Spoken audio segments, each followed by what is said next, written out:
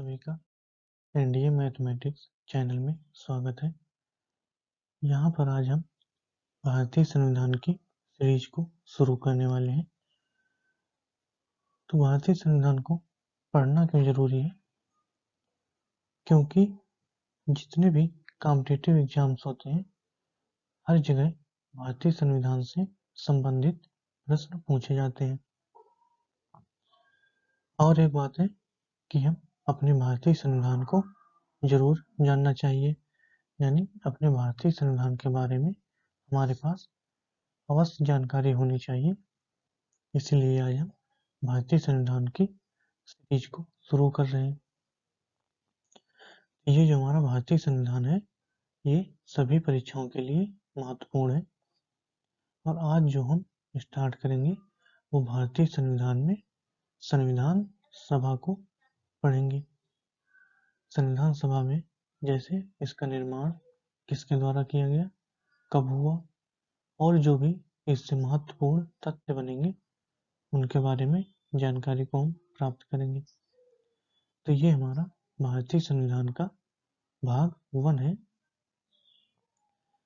तो हम अपना लेक्चर स्टार्ट करने से पहले एक चीज और बता दें कि अगर लेक्चर अच्छा लगे तो इसे लाइक जरूर कर देंगे और अपने दोस्तों के साथ शेयर भी करेंगे, ताकि जिन लोगों को भारतीय संविधान के बारे में जानकारी नहीं है वो चैनल पे आकर भारतीय संविधान को समझ सके। और चैनल को सब्सक्राइब भी कर देंगे और सब्सक्राइब करने के साथ साथ बेल आइकन को भी क्लिक कर देंगे, ताकि जब हम नेक्स्ट लेक्चर डालें भारतीय संविधान का तो सबसे पहले आपके पास नोटिफिकेशन पहुंच जाए। अब हम अपना लेक्चर स्टार्ट करते हैं। इसमें सबसे पहले हम कुछ फैक्ट हैं जिन्हें समझ लेते हैं। जैसे विश्व का प्रथम लिखित संविधान। बहुत बार ये होता है कि एग्जाम में क्वेश्चन आ जाता है कि विश्व का प्रथम लिखित संविधान किसका था। अब हमें वहाँ पे कंफ्यूज हो जाता है कि 4 ऑप्शन दे देगा और उसमें टिक करना होगा।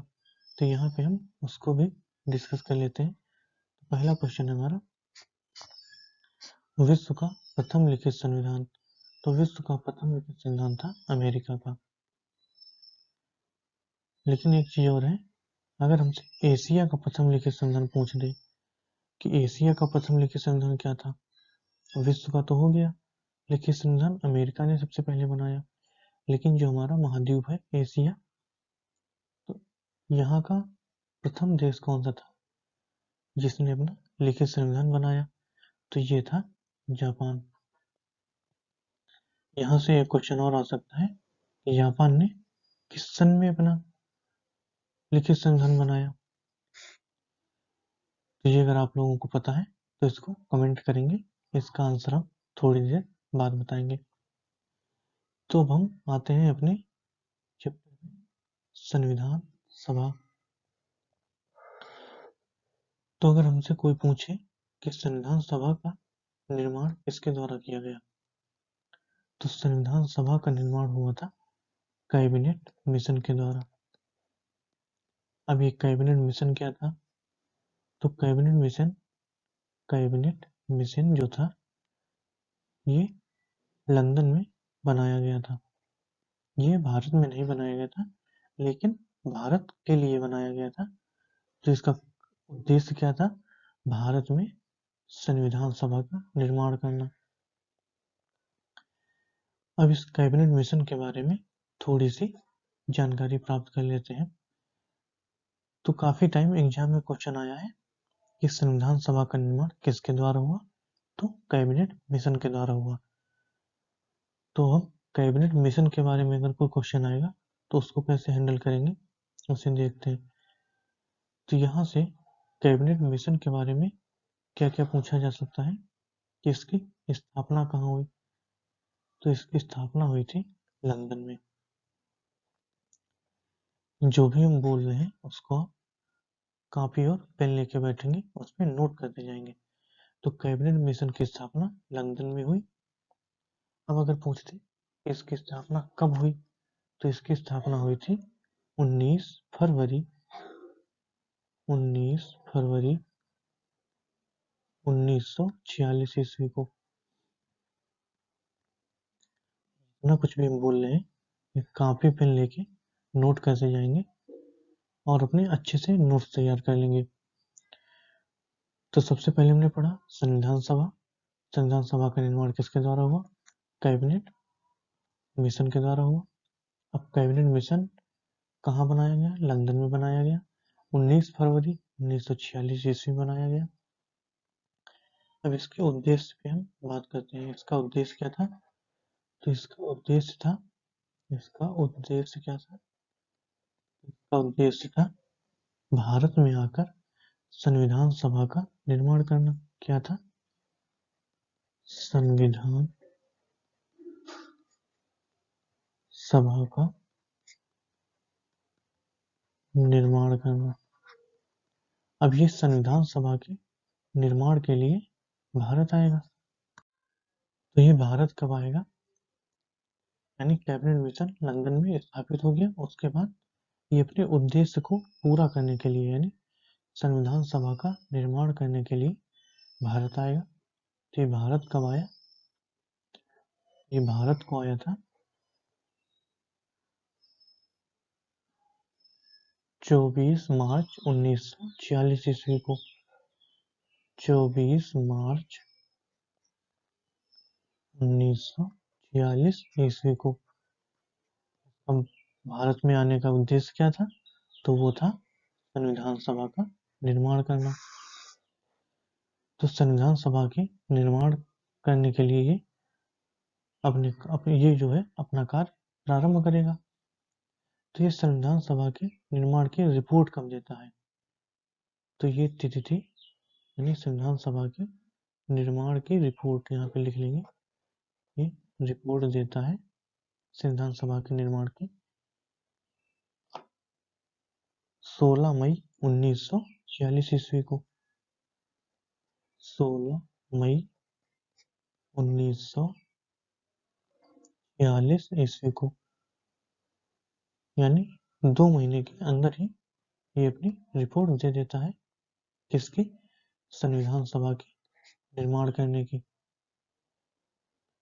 तो यहाँ से सबसे पहले हम समझ लेते हैं कि हमने क्या क्या पढ़ा है। तो सबसे पहले पढ़ा था विश्व का प्रथम लिखित संविधान अमेरिका का था।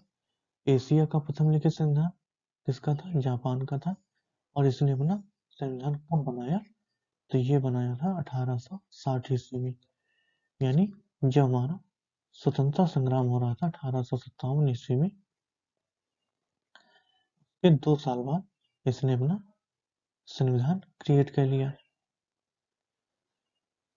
उसके बाद हमने पढ़ा संविधान सभा के बारे में। संविधान सभा का निर्माण किसके द्वारा हुआ? कैबिनेट मिशन के द्वारा हुआ। अब कैबिनेट मिशन के बारे में क्या क्या जानकारी हमें उपलब्ध करानी थी? वो था कैबिनेट मिशन कहाँ स्थापित किया गया? लंदन में स्थापित किया गया। कब स्थापित किया गया? 19 फरवरी 1946 ईस्वी में इसका गठन हुआ। कैबिनेट मिशन का उद्देश्य क्या था? उद्देश्य था संविधान सभा का निर्माण करना। अब ये अपने उद्देश्य को पूरा करने के लिए भारत आएगा। ये भारत कब आया? 24 मार्च कब आया? 24 मार्च 1946 ईस्वी को। और ये अपना कार्य शुरू करेगा संविधान सभा का निर्माण करने के लिए। इसने संविधान सभा के निर्माण की रिपोर्ट कब दी? तो इसने रिपोर्ट दी थी 16 मई 1946 ईस्वी को। जब ये रिपोर्ट दे देगा तब संविधान सभा के सदस्यों का चुनाव होना होगा। तो इसकी जानकारी हम लेते हैं। संविधान सभा के जो सदस्यों का चुनाव होना था वो किस प्रकार हुआ? तो इसके लिए नेक्स्ट स्लाइड पे जाते हैं। जो संविधान सभा का चुनाव हुआ था, इसके चुनाव की जो पद्धति थी वो थी अप्रत्यक्ष। कौन सी थी? अप्रत्यक्ष आनुपातिक। अप्रत्यक्ष आनुपातिक प्रतिनिधित्व प्रणाली। ये जो संविधान सभा के सदस्यों का चुनाव जो हुआ था वो अप्रत्यक्ष आनुपातिक प्रतिनिधित्व प्रणाली के अनुसार हुआ था। तो ये जो प्रणाली होती है, जैसे हमारे यहाँ आजकल संसद यानी एमपी और एमएलए का जो चुनाव होता है उससे डिफरेंट होती है। ये प्रत्यक्ष होता है एमपी और एमएलए का चुनाव, और ये जो अप्रत्यक्ष आनुपातिक प्रतिनिधित्व प्रणाली है इसमें जो सदस्यों का चुनाव होता है वो अप्रत्यक्ष रूप से होता है। इसका उपयोग जो आज भारत में होता है वो राष्ट्रपति के चुनाव में होता है। किसके चुनाव में? राष्ट्रपति के चुनाव में। ये भी क्वेश्चन हमारे एग्जाम में आ सकता है कि चुनाव में, यानी जो संविधान सभा के सदस्यों के चुनाव में पद्धति का उपयोग किया गया था अप्रत्यक्ष आनुपातिक प्रतिनिधित्व प्रणाली का, वो आज राष्ट्रपति के चुनाव में प्रयुक्त होती है। तो ये हो गया संविधान सभा का चुनाव की पद्धति कैसी थी। अब इसके सदस्यों की संख्या, यानी संविधान सभा में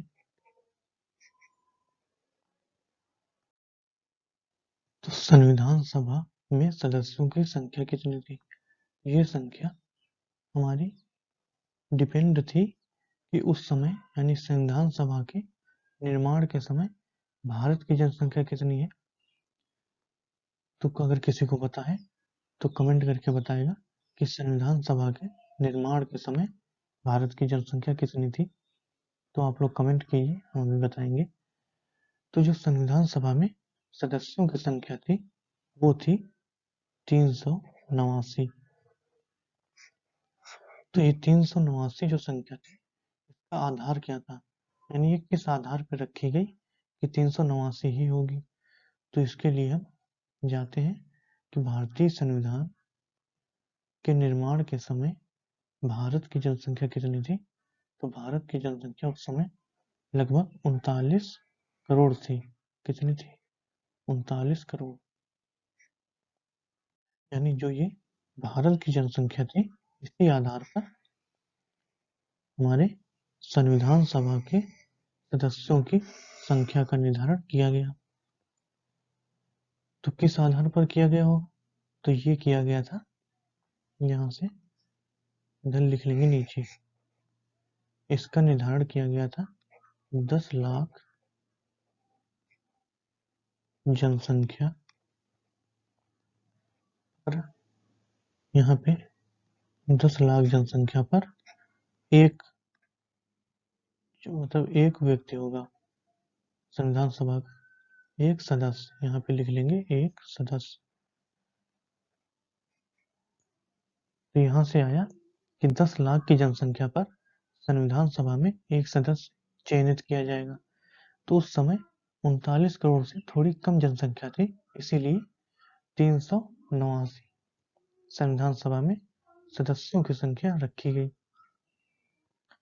तो इन दोनों तथ्यों को याद कर लेंगे कि 10 लाख जनसंख्या पर एक सदस्य का चुनाव होना था और संविधान सभा में सदस्यों की संख्या थी 389। और भारत संविधान के निर्माण के समय भारत की जनसंख्या 39 करोड़ थी। इसको भी हम याद कर लेंगे क्योंकि एग्जाम में ये क्वेश्चन आ चुका है, इसीलिए हमने इसको डिस्कस किया। तो जब संविधान सभा में सदस्यों की संख्या निर्धारित की गई 389, और एक तथ्य यहाँ से आता है कि संविधान सभा कब बनकर तैयार हो गई। तो यहाँ पे जो संविधान सभा थी, संविधान सभा जुलाई 1946, अगर एग्जाम में आ जाए तो लिख देंगे जुलाई 1946 में बनी या गठित हुई। यहाँ पे लिख लेंगे संविधान सभा जुलाई 1946 में गठित की गई। गठित की गई। तो जब संविधान सभा में सदस्यों की संख्या निर्धारित हो गई और चुनाव भी हो गए, तो इसमें हम देखेंगे कि किस लोग मतलब जैसे एक कांग्रेस सीट थी और एक मुस्लिम लीग संगठन था, तो कांग्रेस को कितनी सीटें मिली, मुस्लिम लीग को कितनी मिली, और जो निर्दलीय प्रत्याशी थे उनके पास कितनी सीटें गई। यहाँ से अब हम डिस्कस करेंगे कि किसको कितनी सीटें मिली, किसको। तो जो चुनाव के बाद सीटें मिली थी 389 में से, तो सबसे पहले कांग्रेस के पास कितनी गई, तो जो कांग्रेस के पास थी, कांग्रेस को कितनी सीटें मिली, अगर किसी को पता है तो आंसर कमेंट में करो। और मुस्लिम लीग के पास कितनी सीटें गई, जिसको जिसको आंसर पता है कमेंट में करेगा, बाद में यहाँ पे देखेंगे मुस्लिम लीग के पास कितनी सीटें गई। और निर्दलीय सीटें कितनी थी, निर्दलीय,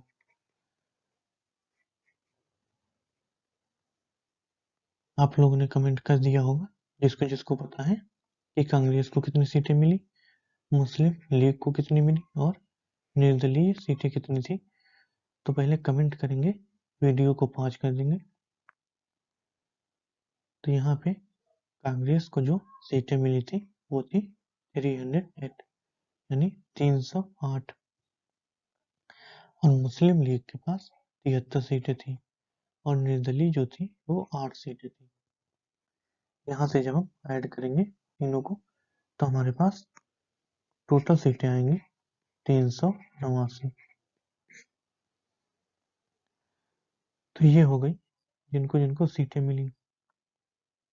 इसमें एक चीज और प्रश्न पूछता है कि इसमें महिलाओं की संख्या कितनी थी, यानी संविधान सभा में महिलाओं की संख्या कितनी थी। तो इसमें टोटल 15 महिलाएं थी, यानी जो ये 389 सीटें थी इसमें जो है 15 महिलाएं थी, 15 महिलाएं, 15 महिलाएं थी, यानी संविधान सभा में, यहाँ पे संविधान सभा में 15 महिलाएं थी। लेकिन एक तथ्य और आ जाता है, संविधान पर जब हस्ताक्षर हुए थे, जब इसका निर्माण पूरा हो गया, संविधान पर केवल 8 महिलाओं ने हस्ताक्षर किए थे, 8 महिलाओं ने, 8 महिलाओं ने हस्ताक्षर किए,